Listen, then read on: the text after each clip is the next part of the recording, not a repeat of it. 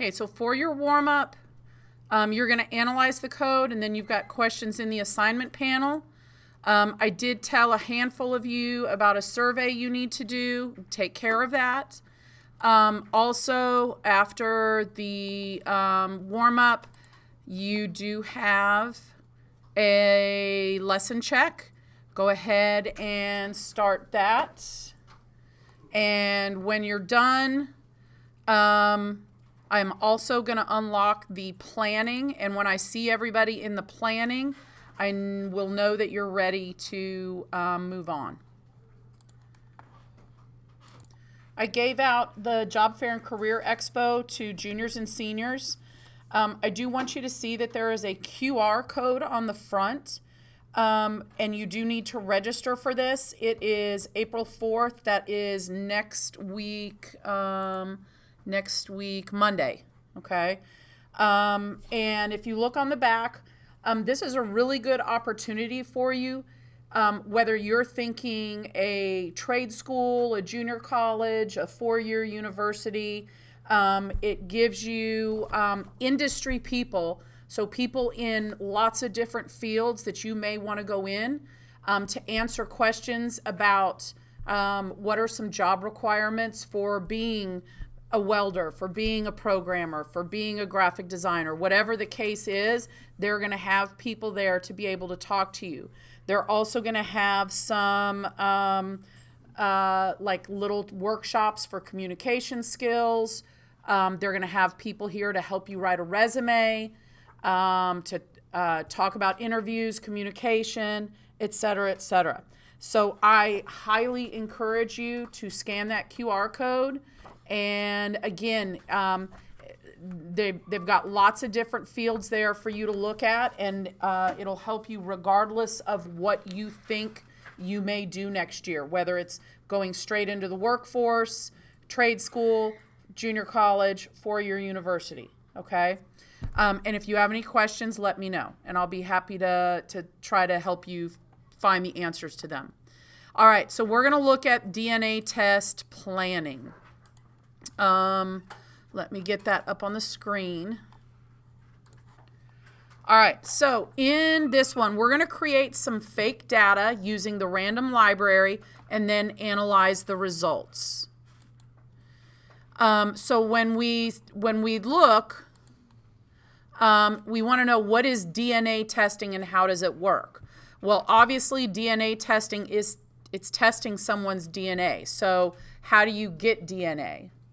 There's different ways that they can go about doing it, but it's collecting samples from a person, and then they're able to go in and run some tests on blood, on saliva, etc., and break it apart so that they can see what it is. Okay, so DNA data is considered private information, and the reason is if it gets into the wrong hands, it can be harmful. People that have been adopted or have put their kids up for adoption at some point in time maybe don't want it going public because maybe they don't want to be found for whatever reason. There's lots of things about that.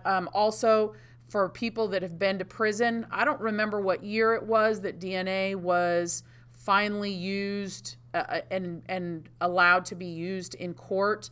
But there were people that were eventually freed that had been put in prison for a while because when it finally came about, DNA was taken and realized that, oh, well, it couldn't have been this person that's been sitting in jail for however long. So it is very important. So let's hit this run solution. It says, congratulations, we've processed your DNA test sample. Press enter to see estimated results of your ancestry. Now, I've done 23andMe and Ancestry.com, so I know what mine is. This is just taken from random. It's not like you've actually entered anything. But it says, our report shows that your ancestry comes primarily from Europe with, or at least this is what it says right now because it's random, with 43%, and then it gives you the breakdown of where things come from. Okay, and that's what it's doing. It's just coming from a list. So DNA tests can give you information on where your ancestors may have come from. They can also give you clues as to potential genetic problems, hereditary diseases that may or may not pop up later in life. They randomly generate an ancestry list and give the user a summary of their origins. So what you're going to do here with this coding is you're going to choose a random continent from a list of continent options. You'll create a list of percentages to match the chosen continents that add up to 100%. You'll use max to help sort the percentage and continent lists together from highest value to lowest, and then you'll display the highest value separately and then all values together. Okay? So then sorting parallel lists using match. You can't use sort when sorting parallel lists because the separate lists will be sorted in different orders. Instead, use the following algorithm to sort parallel lists using max. So you'll create 2 empty lists for the sorted versions of the originals.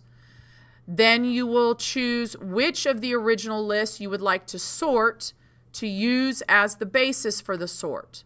Use max to find the highest element in the list. Get the index position of the highest element. Put the elements at that index from both lists into the new sorted lists. Then remove the elements at that index position from the 2 original lists. Repeat the previous steps until there are no more elements to sort. Okay? So we always have the question on what is the input, and we know that when we ran that program, what did the user do? Pressed enter. That's the only user input there is. Okay? The output then that is based on that is it tells you up to 7 locations with different percent values from highest to lowest and which continent has the highest percentage. So when we look at how many continents are chosen each time, there are always 2 to 7 choices, with other being the most common. Other is always less than 5%, and the values always add up to 100%. So, like I said, you have some requirements to choose randomly from the list of continents, create an ancestry profile that adds up to 100, use max to sort the 2 lists from highest value to lowest, and display the highest value separately and then all values together. Okay? Now, we talk about planning, and I want to help you out with the planning, so I want you to look up at the screen. So it talks about how continents for each data will be selected. Start with the list of continents and keep choosing from it randomly, assigning a percentage each time until you reach 100% or run out of continents. So how will the list of continents and their percentages, that percent values, be organized? Well, they're sorted by percentage, but you can't use sort because that will throw off the matching lists. Okay, so remember, continent is matching with a percentage. So you make 2 new lists by getting the highest value each time and moving it from one list to another. So when you say, okay, I'm searching for the max of that percent list, and let's say it says 50%, well, 50% matches Europe, so that's going to go into the 2 new lists. Okay, and then you keep doing that until you have those 2 new lists full. So your generic plan comes up here. Import the random library, create lists, other variables, print an intro for the user so they know what they're supposed to do, which means that you have to tell them to press enter to see their ancestry. Until you run out of continents or percentages, you get a random continent. You choose a percent value for that continent, such that the total percentage is not greater than 100. Any percentage left over can be put in other. Make 2 new lists in a loop by getting the highest number from the percent list. Find the matching place, adding them both to the new lists, and then removing them from the original lists. So you print the first value in the sorted list with a message as the highest, and then print each of the values in the sorted lists separately. So I'm going to keep that up so that you guys can see it. And we're going to go ahead and open the writing, and I'm going to give you a little preview of the code to kind of get an idea of how it's set up. Let me pull it up. Do I have it? Oh, nope, I don't have it yet. Hang on.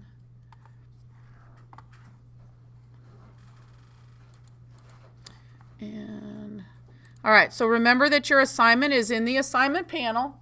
What we're going to do, obviously, we have to import random. You have a list of continents. You have places, which is where continents are going to go as you use them. You have percentages, also empty. That's where the percentages are going to go as you use them.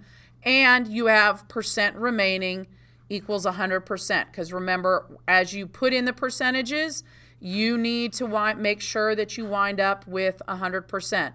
Now, it can be, you can have a few, and then if you add 2 or 3% left over, you can put it on other, but other can't be more than 5%. Then you get your introduction, and you start your loop. So you have a while percent remaining is greater than or equal to 5%. You are going to get a random choice from all continents. You will append it to continent, and you remove from all continents. Okay? Then for your selection, you have percent equals random.randint 5, percent remaining. You will be able to use that to go in, so that means it's got to be between 5 and whatever is left. Percentages.append percent, okay? So here is your percentages. That's what it's going in, and it's taking this variable from this random number, and then it is going to decrement percent remaining by percent.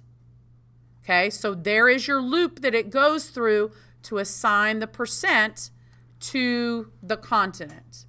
Random and from that list. But they go into 2 blank lists. Then when there are no continents left, it says if all continents equals a blank list, you break out of that loop. And then here you have an if statement. If percent remaining is greater than 0, you have places.append other, percentages.append percent remaining. Okay, so you've got that while loop, does 2 things. Well, actually, it does 3 things. Then you've got the if statement for other. Then you have your DNA analysis, which has sorted places, sorted values. That is what you are going to be getting from there.